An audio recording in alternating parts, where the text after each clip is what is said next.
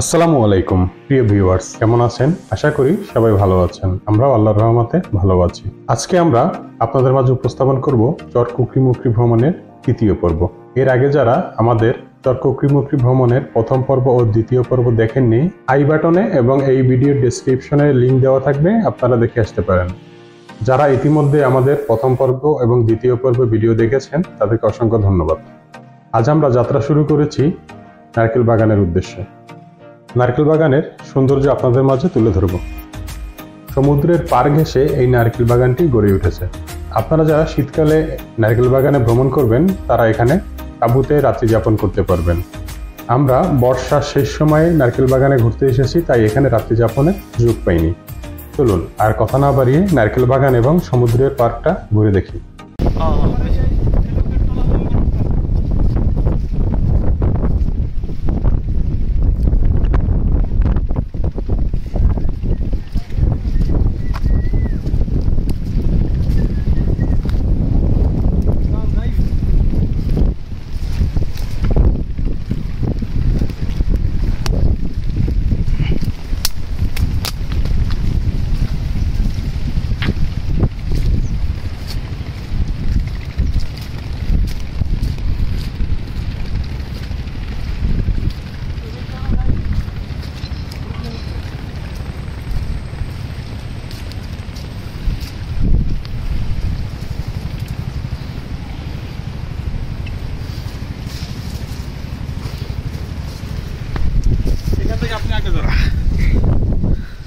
আপনি আগে যান। তাড়াতাড়ি আসতে হবে।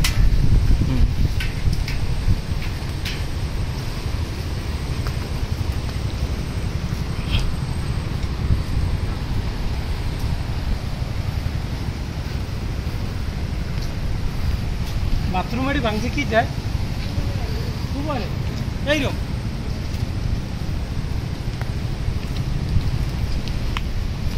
অবস্থা। পোয়া মাছ খাইবেন? হ্যাঁ, পোয়া মাছ এখন খাইয়ে কি করবো? রান্না তো দুপুরে বইলে দিচ্ছি। দুপুরে বিকেলে না, বিকেলে চলে যাবো রে ভাই। আপনার লগে আরো আগে দেখা হইলে ভালো হইতো আমার। বিকেলে চলে গেলে হলে তো ওয়াও, তাই কত দূরে? উঁচু না অনেক?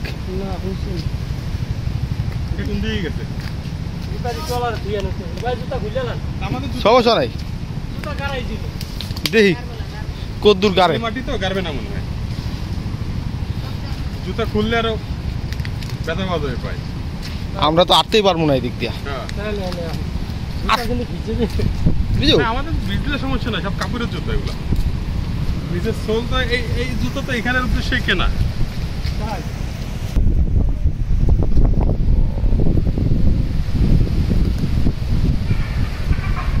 দেখি শিয়া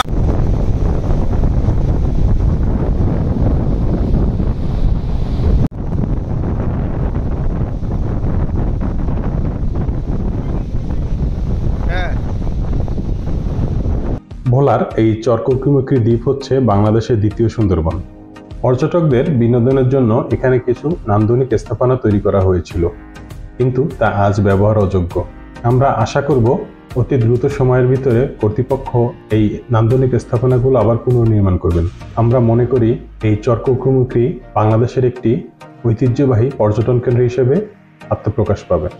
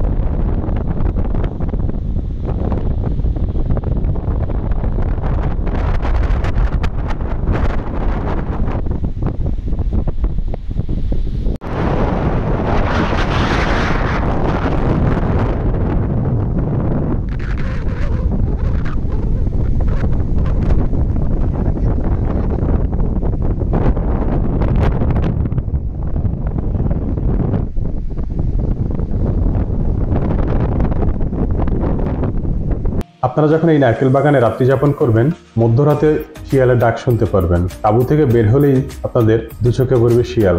আতঙ্কের কোনো কারণ নেই, এখানে পর্যটকদের কোনো ক্ষতি তারা করে না। আপনারা যখন এই নারকেল বাগানের ভিতরে প্রবেশ করবেন, আপনাদের যদি ভাগ্য ভালো হয়ে থাকে তাহলে হরিণের দেখা পেতেও পারেন।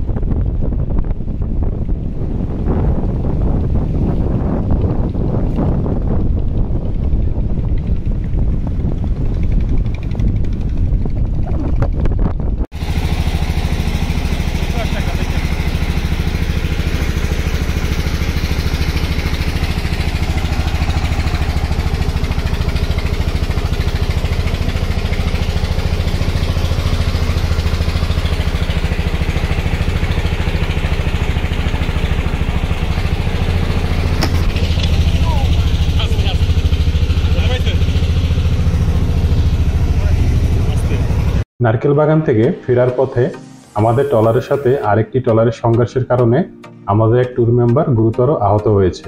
প্রাথমিক চিকিৎসার জন্য আমরা ব্যস্ত থাকার কারণে যাওয়ার সময়ের ভিডিওটা আপনাদের মাঝে উপস্থাপন করতে পারছি না, তাই আমরা আন্তরিকভাবে দুঃখিত। চরকুকরিমুকরি ভ্রমণ শেষে আমরা হোটেলে এসে আমাদের প্রয়োজনীয় জিনিসপত্র গুছিয়ে নিয়ে বের হয়ে পড়ি ভোলার উদ্দেশ্যে। ঘাটে গিয়ে দেখি কোনো স্পিড বোট বা লঞ্চ নেই, তাই আমরা আমাদের মোটরসাইকেল ড্রাইভারের মাধ্যমে একটি ইঞ্জিন চালিত নৌকা রিজার্ভ করি, যা আমাদেরকে কুকরিমুকরি ঘাট থেকে কচ্ছপিয়া ঘাট পর্যন্ত নিয়ে যাবে। আমাদের কাছ থেকে ভাড়া নিয়েছে 600 টাকা।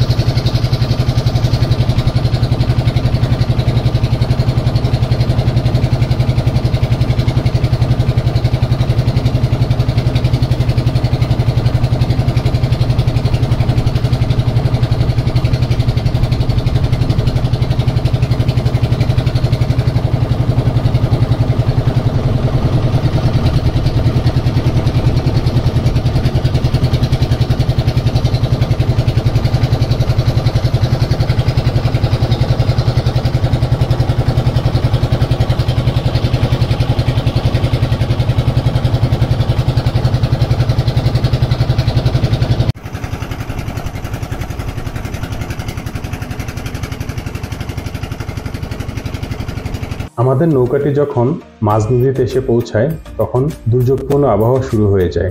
অতিরিক্ত ঢেউয়ের কারণে আমাদের নৌকাটি প্রায় ডুবে যাচ্ছিল। আমরা প্রায় আতঙ্কিত হয়ে পড়ি। আল্লাহর অশেষ রহমতে সেই ঢেউটা একসময় থেমে যায়। আজ আর নয়, আমাদের চরকুকরি ভ্রমণের 3 পর্বই যারা আপনারা দেখেছেন তাদেরকে সকলকে অসংখ্য ধন্যবাদ। আপনাদের সাথে দেখা হবে নতুন কোনো ভ্রমণ ভিডিওতে। ততক্ষণ পর্যন্ত আপনারা সবাই সুস্থ থাকবেন, ভালো থাকবেন। আল্লাহ হাফেজ।